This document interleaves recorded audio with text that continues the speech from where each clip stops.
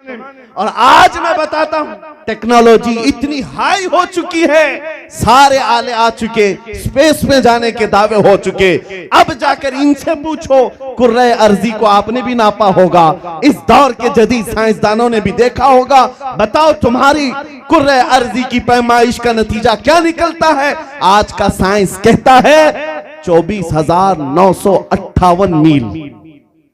1200 साल के बाद नतीजे में सिर्फ 50 या 60 मील का फर्क आता है।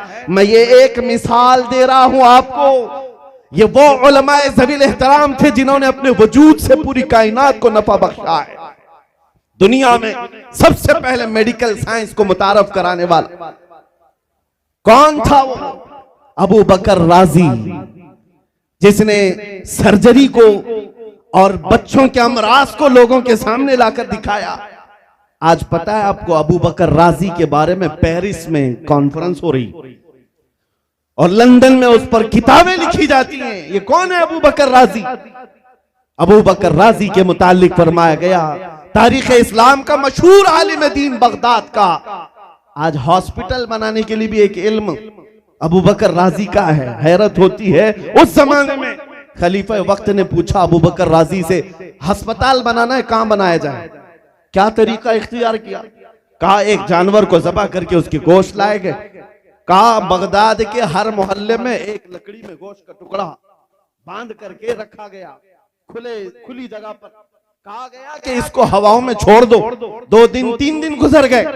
उसके बाद अबू बकर राजी ने कहा, हर गोश्त को मैं देखना चाहता हूं, हर मोहल्ले में जो रखा गया सबका तज्जिया किया और कहा जिसमें सबसे कम सड़न थी या जो अभी तक तरोताजा था, अबू बकर राजी ने कहा यहां पर अस्पताल बनना चाहिए, यहां की आबो हवा मरीज के लिए अच्छी। दुनिया को यह इल्म देने वाला आज पूरा यूरोप हमारी किताबों को तर्जुमा करते करते बहुत आगे निकल गए।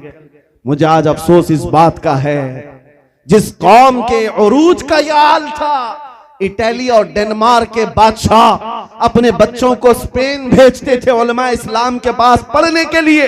वो खतूत आज भी रखे हुए हैं, मखतूते लाइब्रेरियों में मौजूद हैं। बादशाहों ने अपने बच्चों को स्पेन में उलमा इस्लाम के पास पढ़ाया, और जब बच्चे पढ़ करके आते थे यूरोप की गलियों में उन बच्चों को देखने के लिए भीड़ लग जाती थी कि अरबों से पढ़ करके आए, इस्लामी उलमा से पढ़ करके आए। आज हैरत है, ये नंगे आते हैं अंग्रेज, उनको देखने के लिए भीड़ लगती है। ये कैसी तारीख बदल गई। तुम्हारा कलम चलता था, तुम्हारा इल्म से शगफ था और पूरी दुनिया पर तुम्हारा राज था। इल्म फलकियात, इल्म अरदियात, एस्ट्रोनॉमी, बोटोनी, एस्ट्रोलॉजी, ये सारे उलूम पर उलमा इस्लाम ने ही सबकत किया है। जाबिर बिन हय्यान, ये वो नाम है जिसको आज भी अंग्रेज गेबर कहते हैं। केमिस्ट्री का मुजिद, उसको बाबा आदम कहते हैं केमिस्ट्री का। जाबिर बिन हय्यान एक ऐसे घर से निकला था और अपने आप को वक्फ किया है।